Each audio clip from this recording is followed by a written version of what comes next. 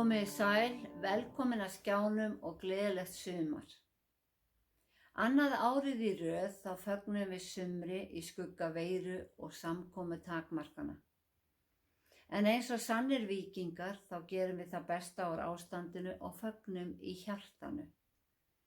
Með Guðs blessun, hækkandi sól og sól í hjarta, þá bið ég að við eigum notalega og uppbyggjandi stund saman.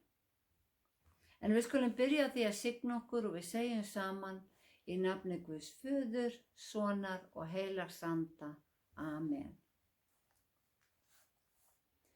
Bæn dagsins segir: Miskunnsami Guð og Faðir, þú seður allt sem lifir með blessun þinni.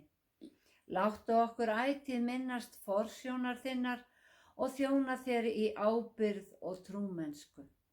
Fyrir son þinn Jesú Krist, Drottinn vorn sem með þér lifir og ríkir í einingu Heilags Anda, einn sannur Guð aldir alda.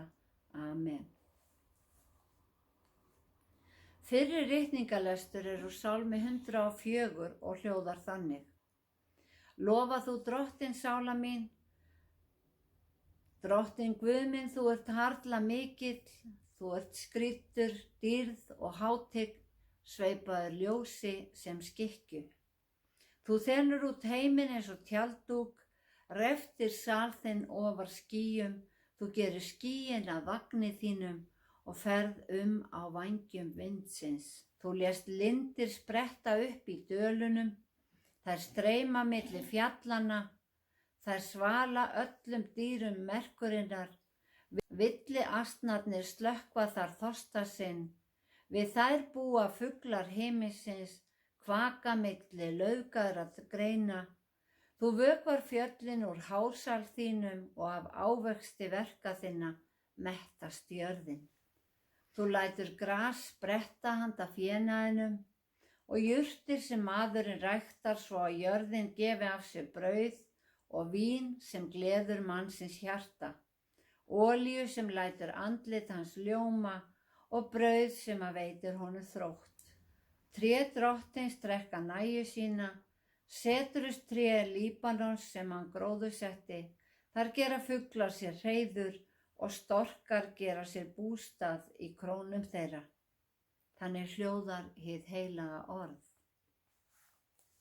Síðari ritningalestur úr Filippíbréfinu 4. kafla og segir: Verið ávallt glöð í Drottni. Ég segi aftur, verið glöð. Ljúflyndi ykkar verði kunnugt öllum mönnum, Drottinn í nánd. Verið ekki hugsjúk neitt, heldur gerið í öllum hlutum óskir yðar kunnar Guði með bæn og beiðni og þakkagjörð. Og friður Guðs sem æðri öllum skilningi mun varðveita hjörtu ykkar og hugsanir ykkar í Kristi Jesú. Að endingu systkin, allt sem satt, allt sem göfugt, rétt og hreint, allt sem elskuvert og gott afspurnar, hvað sem dygð og hvað sem lofsvert, hugfestið það. Þið skulu gera þetta sem þið hafið bæði lært og numið, heyrt og séð til mín. Og Guð friðarins mun vera með ykkur. Þannig hljóðar hið heilaga orð. Og heyrum heilagt Guðspjall sem úr Lúkasi 17. kafla. Svo bar við á ferð Jesú til Jerúsalem, að leið hans lá á mörkum Samaríu og Galíleu, og hann kominn í þorp nokkurt, mættu honum 10 líkþráin menn. Þeir stóðu álengdar, hófu upp raust sína og kölluðu: Jesús, meistari, miskunna þú oss. Jesús sá þá og sagði við þá: farið og sýnið ykkur prestunum. Þeir héldu af stað og nú brá svo við að þeir urðu hreinir.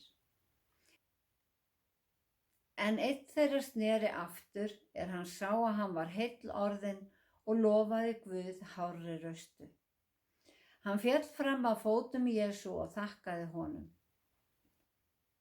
En hann var samverji. Jesús sagði: urðu ekki allir 10 hreinir? Hvar eru hinir 9?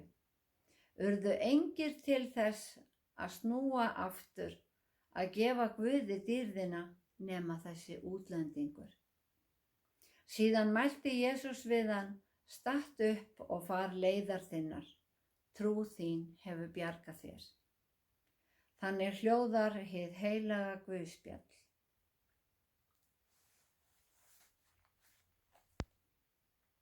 Náð sé með þér og friður frá Guði vorum og Drottni Jesú Kristi.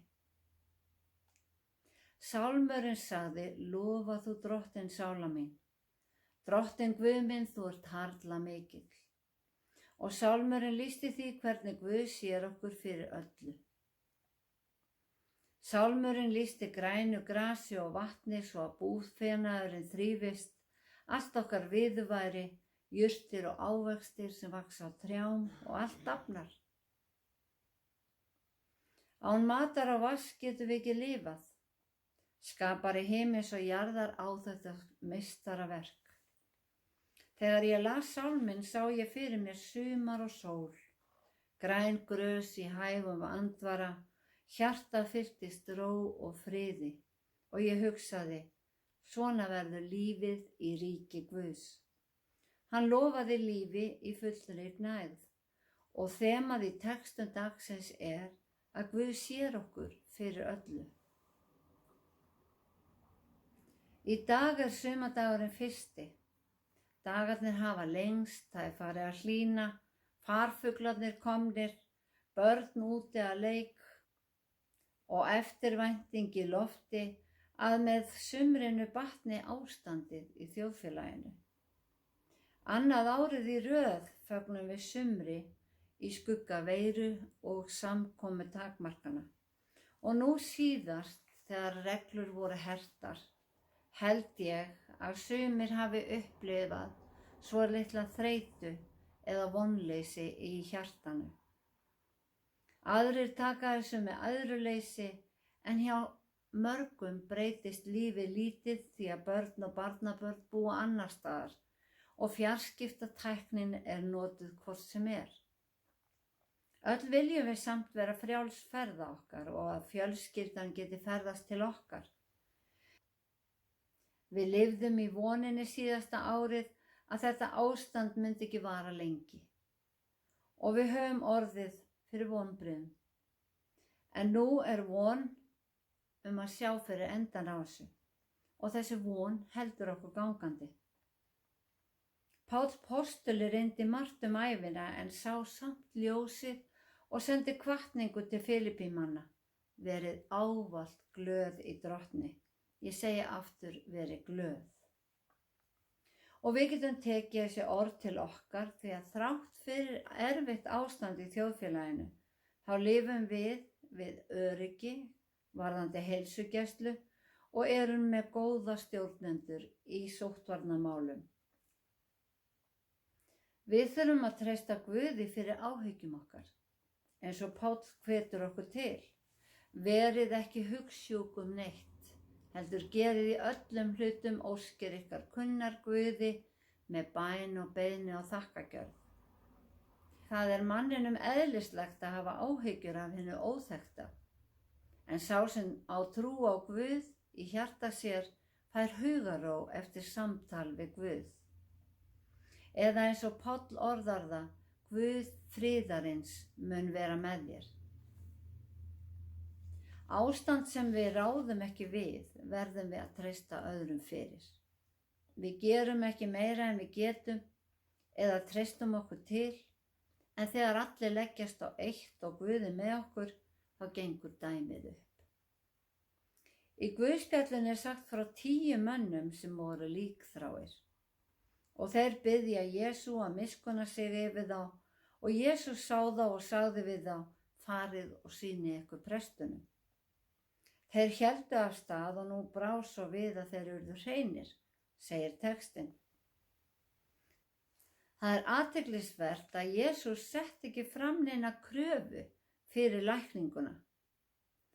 En mennirnir hlýddu, sem segir okkur að þeir trúðu því að það nægði að sýna sig prestunum. En það var ekki það sem að læknaði þá. Heldur var það trúin á fyrirmæli Jesú sem gerði þá hreina. Þeir hlýddu. Sagan sagði að aðeins einn hefði snúið við til að þakka fyrir lækninguna. Og það tekið fram að hann var samverji, það að segja hann var utan hins gyðinglega samfélags. Þegar Jesús kenndi ríki Guðs, kenndi hann í samkundum gyðinga og úti undir beru lofti. Þegar hann læknaði fólk, hefur vitnisburðurinn kraftaverkið farið sem eldur í sinu. Menn sem voru brottrækir úr samfélaginu vegna veikinda sinna, eins og þessir holdsveiku, stóðu í hæfilegri fjarlægð og hófu upp raust sína. Þeir kölluðu til Jesú.